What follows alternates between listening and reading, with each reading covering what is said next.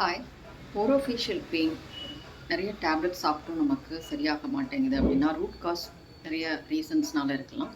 நம்மளுடைய systemic diseases like இப்போ குடலில் ஏதாவது ஒரு வயிறு சம்மந்தப்பட்ட பிரச்சனைகள் ஏதாவது இருக்குது. அது நோயின்னு கூட சொல்ல முடியாது. சில கண்டிஷன்ஸ் இப்போ இரிட்டபிள் பவல் சிண்ட்ரோம் அப்படிங்கிறதெல்லாம் it's not at all a disease. So அது ஒரு இரிட்டேஷன்னால மைண்ட் இரிட்டேஷன். ஸோ உடலும் மனமும் சேர்ந்து செயல்பட்டால் தான் நமக்கு ஒரு ஹெல்த்தியான ஒரு ஸ்டேட்டஸ் கிடைக்கும். ஸோ ஒரு இரிட்டேஷனால் வரக்கூடிய ஒரு டிசீஸ் கண்டிஷன் பார்த்தீங்கன்னா irritable Powell syndrome, irritated mood, இந்த மாதிரி இரிட்டேஷன்லேயே இருக்கவங்களுக்கு க்ரானிக்காக இரிட்டபிள் டிசீசஸ் இன் பவலாக இருக்கட்டும், இல்லை மைண்ட், இந்த மாதிரி இருக்கவங்களுக்கு இந்த மாதிரி ஓரோஃபிஷியல் பெயின் வந்து இருந்துகிட்டே இருக்கும்.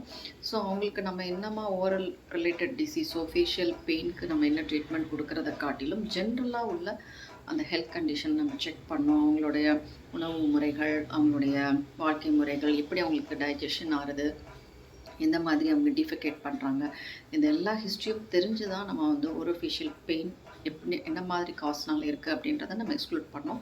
So it's an very important point. So உங்களுக்கு ஓரோஃபேஷியல் பெயின் இருந்ததுன்னா உடலில் ஏதாவது உபாதைகள் இருக்கா அப்படின்றதையும் நம்ம செக் பண்ணிட்டு தான் நம்ம வந்து ட்ரீட்மெண்ட் ப்ரொசீட் பண்ண முடியும். தேங்க்யூ.